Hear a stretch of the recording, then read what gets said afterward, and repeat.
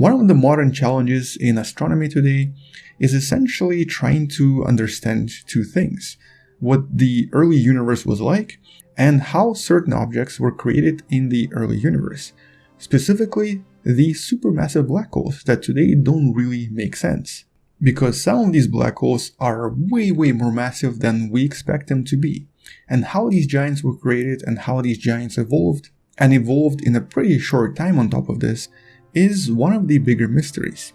On top of this, we also want to understand how the galaxies evolved and grew themselves, and also what all of this means to the rest of the universe and the actual structure of the so-called cosmic web that you see right here.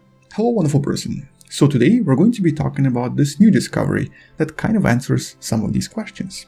And what the scientists were able to see this time is an extremely distant, actually very distant and also very young galactic cluster in the middle of the early universe that seemed to have a black hole, an extremely massive black hole at its center, with several major galaxies orbiting around it. And all of this kind of looked like this. Now, this is an artistic recreation of what this might have looked like, but the mathematics behind this and what we're actually seeing makes this somewhat real. Now, if you'd like to learn more about this, all of this is, as always, in the description below and is based on this paper right here. And in a nutshell, what the scientists behind this paper did was look at this particular spot in the night skies using the European Southern Observatory's Very Large Telescope, as it's known. And by using the largest telescopic lens that they had in their disposal, they looked at this one spot for several hours whenever there was good weather. And by observing this particular spot for so long and by essentially looking at it several times, they started to uncover what was initially completely invisible to us. They started to see the markings of what seemed to be a very powerful black hole and at least 6 different relatively bright galaxies.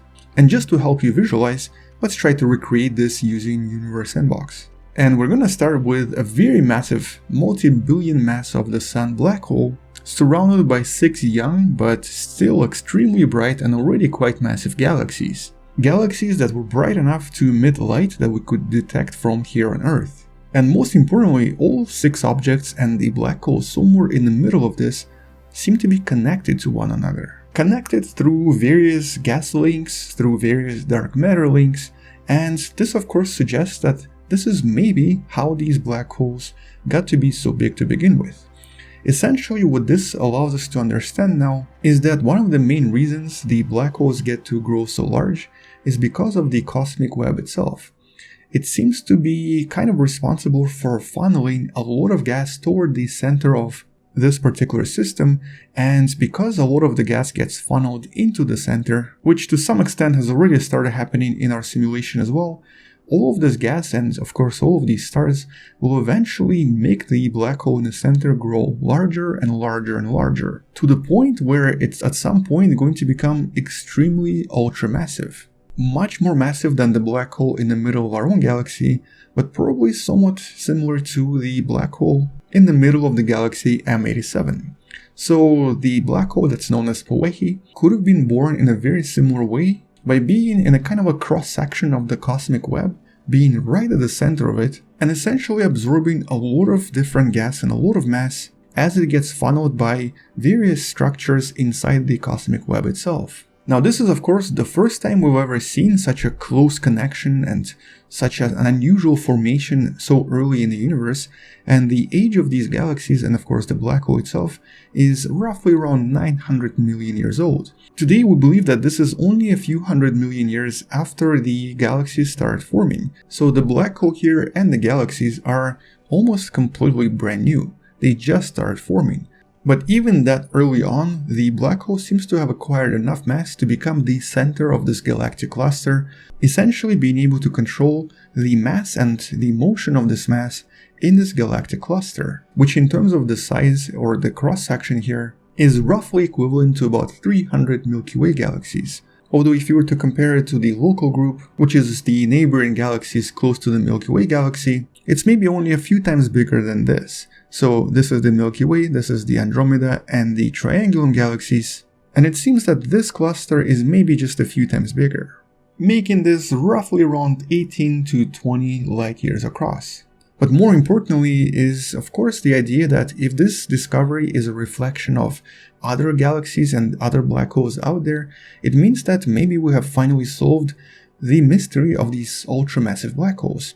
Maybe each of these ultramassive black holes was created as a kind of a really massive spider in the middle of the web, which in this case would be cosmic web, slowly acquiring more and more mass by absorbing the matter that comes into contact with it. And all of this matter is funneled into it through the cosmic web itself. Which, I'm really sorry for this creepy comparison, but would make a lot of sense. These huge black holes in the middle of the cosmic web could also be responsible for providing the structure to the cosmic web itself and serve as, I guess, almost like a foundation for a lot of the other things to spread across the web and to establish all sorts of connections.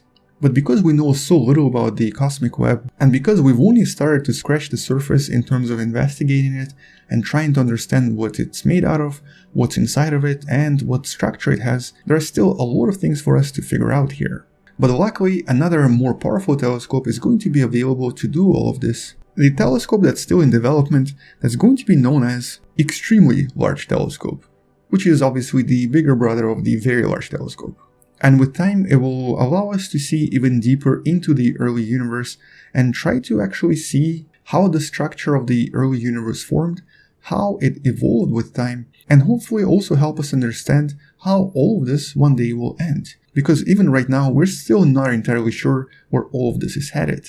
And hopefully in the next few years, we'll have a lot of follow-ups with new telescopes piercing through this darkness of the universe and seeing even beyond what previous telescopes could see, possibly discovering even more galaxies out there, which by the way the scientists believe are even hiding here. There could be hundreds of galaxies in this image, but we're just not able to see them because of the limitations of current telescopes. But on that note, that's all I wanted to mention.